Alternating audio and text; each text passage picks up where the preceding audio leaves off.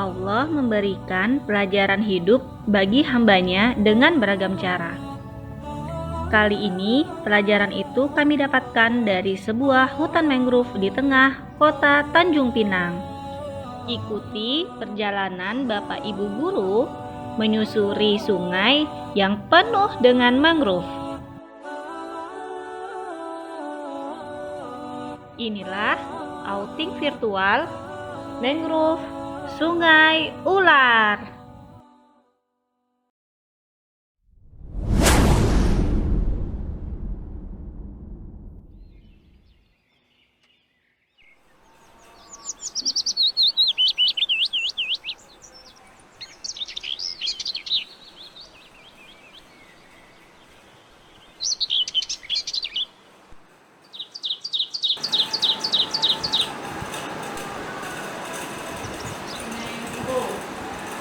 Mangrove garda terdepan jaga pesisir. Mangrove-nya di Indonesia banyak yang rusak. Apa ya penyebabnya? Padahal kan di Al-Quran kita cari surat Al-Quran.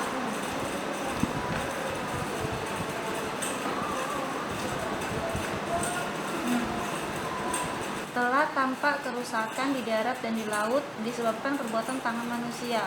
Allah menghendaki agar mereka merasakan sebagian dari akibat perbuatan mereka, agar mereka kembali ke jalan yang benar. Allah padahal sudah mengingatkan di Al-Quran telah terjadi kerusakan di darat dan di laut disebabkan karena perbuatan tangan manusia. Di Tanjung Pinang ada nggak ya? Coba deh cari Tanjung Pinang. Ekosistem mangrove di Tanjung Pinang.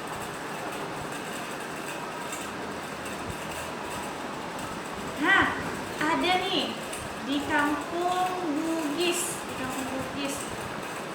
Ke sana deh. Iya, ke sana. Kita akan lihat bagaimana kondisinya dan bagaimana ekosistemnya.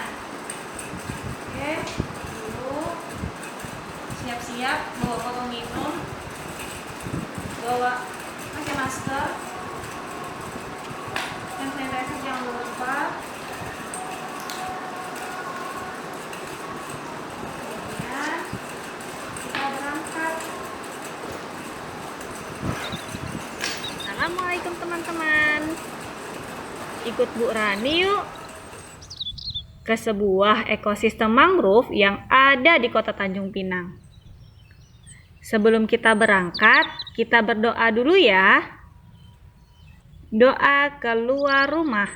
Bismillahirrahmanirrahim. 'Alallahi la haula wala quwata illa billah. Sepertinya kurang seru ya kalau Bu Rani sendiri yang ke sana. Kita ajak Bu Winda yuk. Sudah, kita ke mangrove. Pakai masker ya. Teman-teman, Bu Rani dan Bu Winda tidak hanya berdua aja ke sananya, tapi juga ajak Pak Herdi dan Pak Denny supaya tambah seru loh. Nah, tentunya ada yang mengantar Bapak Ibu guru ke sana nih. Siapa lagi ya kalau bukan Pak Wahman? Ya, Pak Wahman juga ikut teman-teman. Tambah seru kan? Ya, Pak, naik. Ini barang-barang sudah cukup semua kan di mobil? Sebelum berangkat, jangan lupa ya untuk baca doa naik kendaraan. Bismillahirrahmanirrahim. Subhanallazi sakhkhara lana hadza wa ma kunna lahu muqrinina wa inna ila rabbina lamunqalibun. Bismillah. Jom kita berangkat.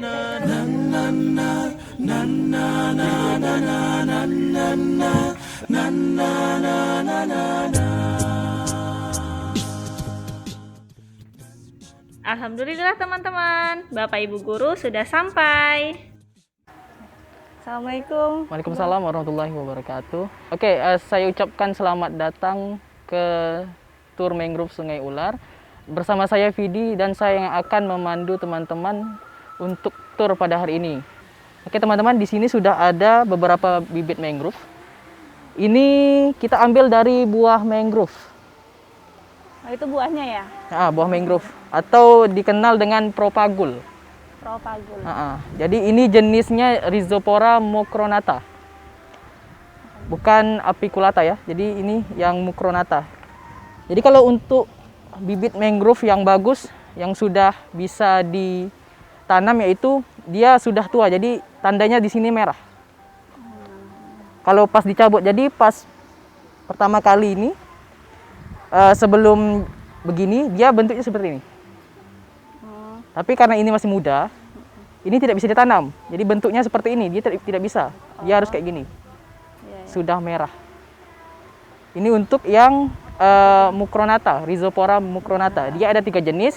Yang pertama yaitu mucronata, Rhizopora mucronata, kemudian Rhizopora apiculata, dan Rhizopora stylosa. Oke, teman-teman sudah siap untuk menanam mangrove ini? Oke, sudah siap. Oke, di sini juga ada, saya perkenalkan lagi alatnya ya. Iya, boleh. Di sini ini untuk penahan arus biar waktu kita menanam itu tidak bergeser dari tempat pertama kita tanam. Ini untuk menahan arus. Menahan arusnya. Ya, ini namanya kalau dikenal itu dengan ajir. Kalau yang tadi itu propagul. Oh, propagul, ya. Oke? Gimana teman-teman? Iya, boleh bertanya nih, Bang Iya. ya. Apakah dengan penanaman ini manfaatnya apa ya untuk lingkungan? Oke, mangrove itu banyak manfaatnya sebenarnya. Jadi tempat perkembangbiakan ekosistem yang paling tinggi itu ada di mangrove. Jadi ketika kita sudah menanam bibit mangrove, ini berarti kita sudah membantu masyarakat sekitar, seperti nelayan, dan menaikkan taraf ekonomi untuk masyarakat sekitar. Dan kita juga sudah dapat membangun alam, seperti itu. Ini menanamnya apakah ada metode tertentu? Apakah boleh dilakukan di semua tempat jenis mangrove atau tergantung cuaca atau bagaimana, Bang? Kalau untuk mangrove, dia di tempat pasang surut air laut. Jelasnya itu dipasang surut air laut di tropis maupun di subtropis. Kemudian untuk penanaman mangrove ini ada 2 cara. Yang pertama dengan menggunakan pot.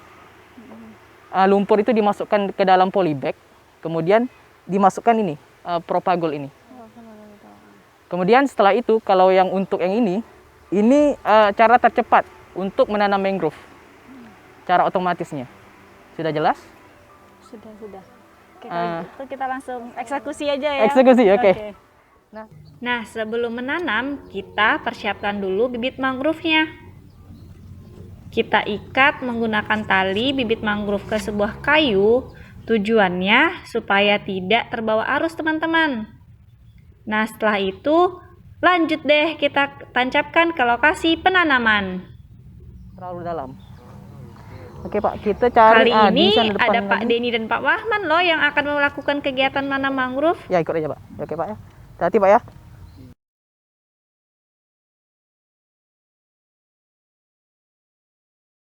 Oh iya teman-teman, mangrove butuh waktu kurang lebih 10 tahun dari dia ditanam sampai dewasa, sehingga bisa menahan dari abrasi dan gelombang.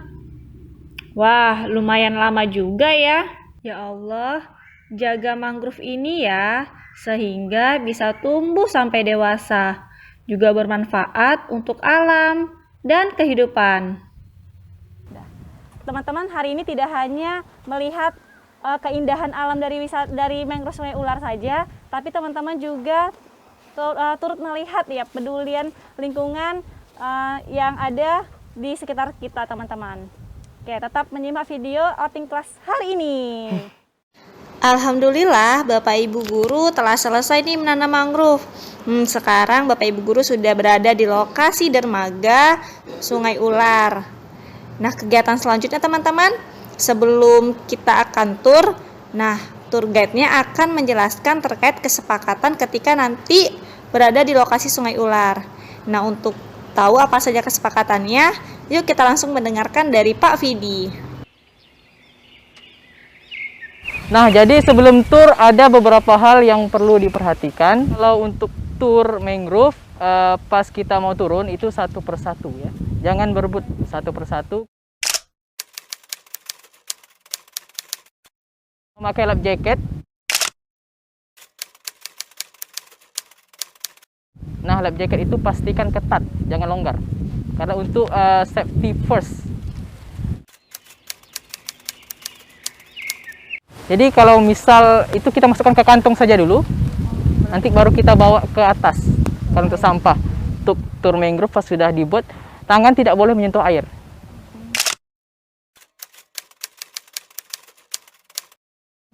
Karena kita tidak tahu bahwa ada beberapa binatang ataupun kayu yang tajam sehingga menusuk tangan kita. Oke. Untuk tahu gimana tadi spot-spot yang menarik, nah kita ikuti saja perjalanan outing kelas wisata mangrove. Yang ditunggu-tunggu akhirnya, yeay, sudah tiba. Yuk teman-teman, kita menuju ke kapal dan bersiap-siap dong untuk berpetualang di hutan mangrove Sungai Ular ini. Tapi sebelumnya, kita memakai life jacket atau baju pelampung dulu ya. Ingat teman-teman, makainya harus yang kencang dan pastikan bunyinya klik. Sudah siap semuanya? Oke, sekarang kita berjalan antre satu persatu memasuki kapal. Nah, sebelumnya yuk kita berdoa terlebih dahulu, membaca basmalah, bismillah, dan ingat teman-teman, Allah telah menyampaikan dalam surah Hud ayat ke-41, dan dia berkata, naiklah kamu semua ke dalamnya kapal dengan menyebut nama Allah pada waktu berlayar dan berlabuhnya. Sesungguhnya Tuhanku Maha Pengampun, Maha Penyayang.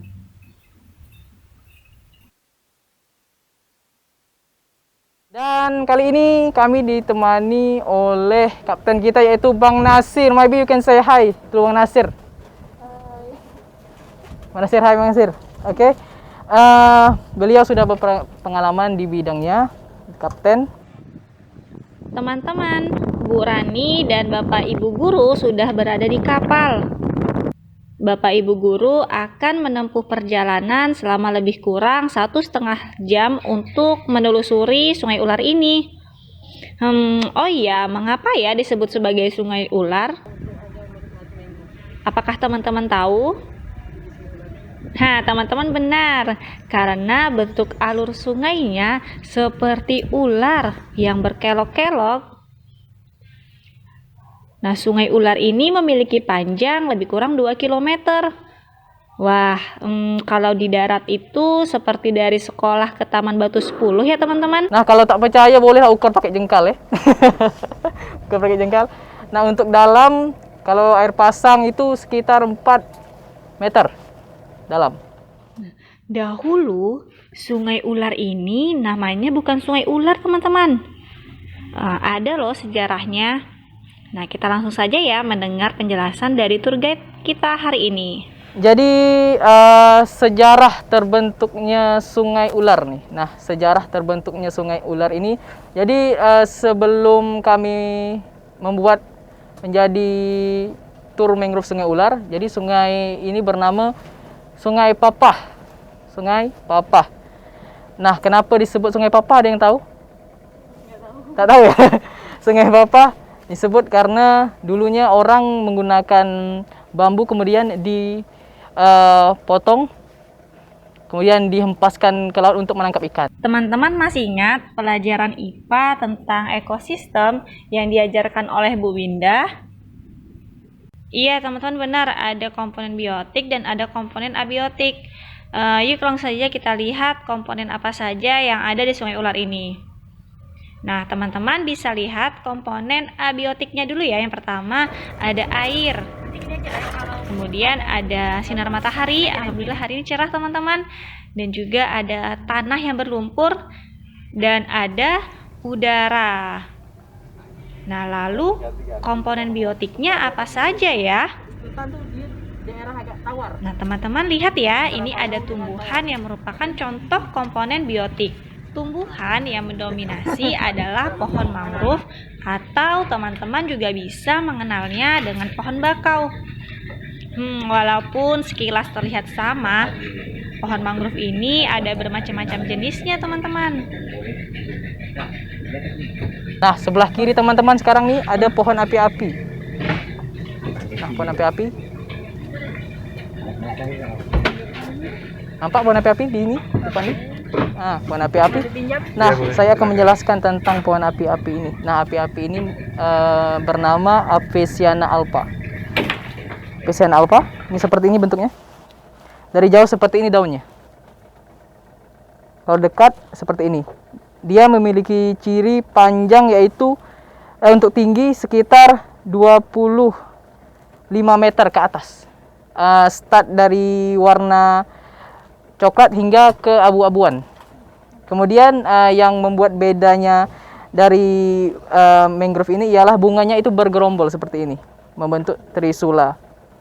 Dan kemudian untuk pohon api-api ini dia memiliki akar udara seperti ini, akar udaranya.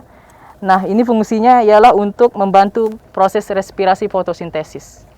Untuk manfaatnya sendiri, kalau dulu digunakan untuk bahan baku bangunan dan bahan baku material bermutu rendah. Ini sepintas mirip dengan mangrove rhizopora, tapi dia bukan rhizopora, tapi dia ini Creopstagal. Dia memiliki hipokotil mirip dengan mangrove rhizopora, tapi berbeda dia. Panjangnya hanya 1,5 sampai 2 cm saja. Dan manfaatnya ialah untuk sebagai pewarna kulit. Pewarna dari kulit kayu, biasanya sih untuk batik. Nah, teman-teman tahu kalau misalnya kolang-kaling itu berasal dari buah pohon nipah loh. Nah, yang teman-teman lihat ini ada pohon nipah, teman-teman. Nah, unik ya, teman-teman pernah melihatnya? Nah, pohon nipah ini juga termasuk dalam ekosistem mangrove ya, teman-teman. Nah, jadi banyak sekali nih tumbuhan yang Bapak Ibu temukan dengan jenis yang berbeda-beda.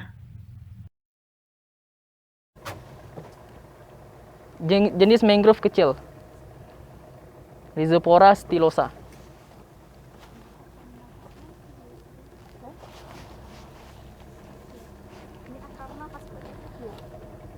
Yang menggantung itu akar napas, yang ke bawah itu akar tunjang. Masya Allah, teman-teman coba lihat ya. Allah menciptakan segala sesuatu dalam bentuk yang sebaik-baiknya. Nah, coba teman-teman lihat pohon mangrove ini mempunyai struktur akar yang unik, teman-teman. Nah, akar nafas ini fungsinya untuk alat respirasi atau pernafasan. Bakau minyak itu belakangnya ada tanda merah. Di tengahnya ada tanda merah di belakang daun. Ah, itu Pak. Seperti itu. Tuh bakau minyak jenisnya. Selain tumbuhan, komponen yang lainnya apalagi ya? Hewan yang bisa hidup di sini ada ikan, ada burung, ada kepiting, ada buaya, dan ada juga ular. Nah, qadarullah ya Bapak Ibu guru menemukan beberapa di antaranya. Ada ular. Nah, teman-teman bisa lihat itu.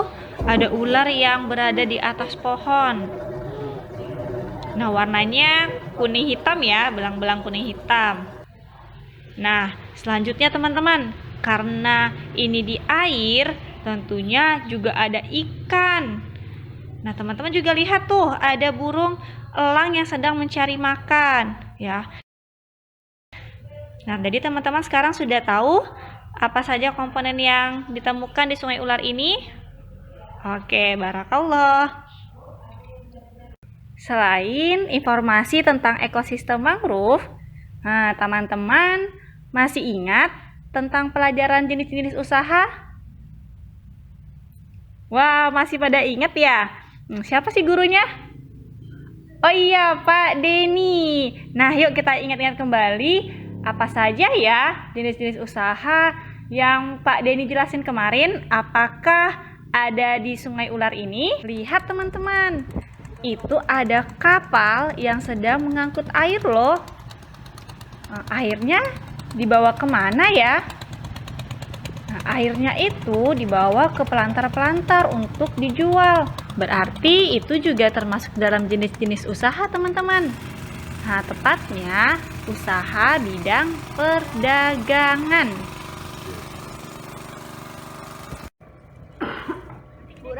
Rani, Iya Bu Indah. itu apa ya yang ada di tengah laut? Oh yang itu.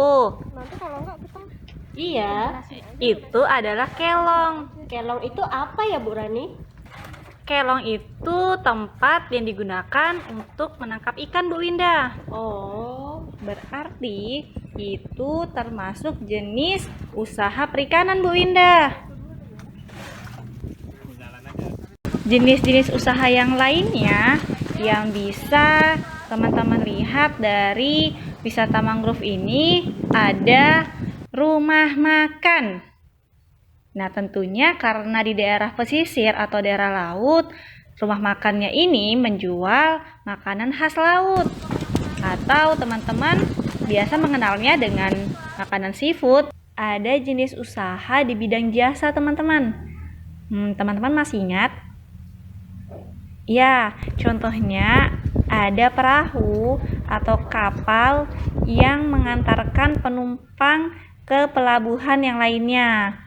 Nah, Bapak Ibu guru Naiki sekarang ini teman-teman, ini merupakan salah satu jenis usaha di bidang jasa itu ya teman-teman ya. Karena kaptennya mengantarkan Bapak Ibu guru ke tempat tujuan. Dan yang terakhir ada satu jenis usaha di bidang jasa. Apakah teman-teman sebelumnya sudah bisa menebaknya? Ya, Bu Rani akan sampaikan ya, Eng. Nah, bidang usaha jasa yaitu tour guide teman-teman. Nah, jadi ketika Bapak Ibu guru menelusuri Sungai Ular ini ada tour guide ya teman-teman. Ya, tour guide-nya bernama Pak Vidi. Nah, saya minta maaf kalau ada kesalahan dalam memandu tur ini.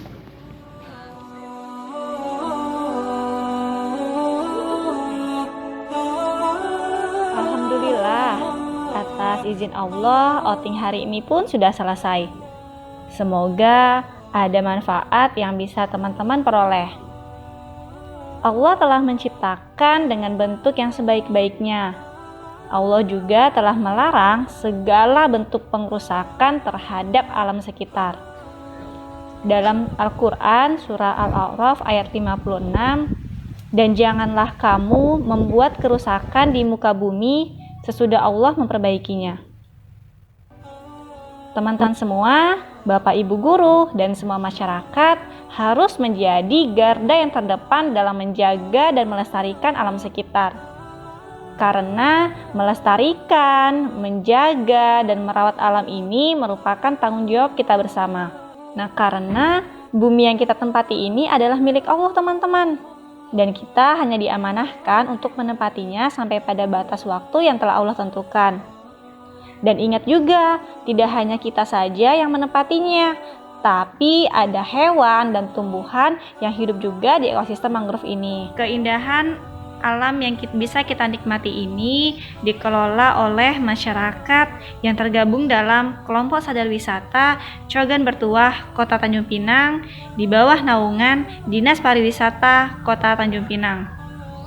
Dari wisata mangrove Sungai Ular, Bapak Ibu guru level 5 menyampaikan jazakumullah khair untuk pihak-pihak yang sudah membantu kegiatan outing kelas hari ini. Wassalamualaikum warahmatullahi wabarakatuh. Yaitu orang-orang yang mengingat Allah sambil berdiri atau duduk atau dalam keadaan berbaring dan mereka memikirkan tentang penciptaan langit dan bumi seraya berkata, "Ya Rob kami, tiadalah Engkau menciptakan ini dengan sia-sia. Maha suci Engkau, maka peliharalah kami dari siksa neraka." Al-Quran Surah Al-Imran ayat 191.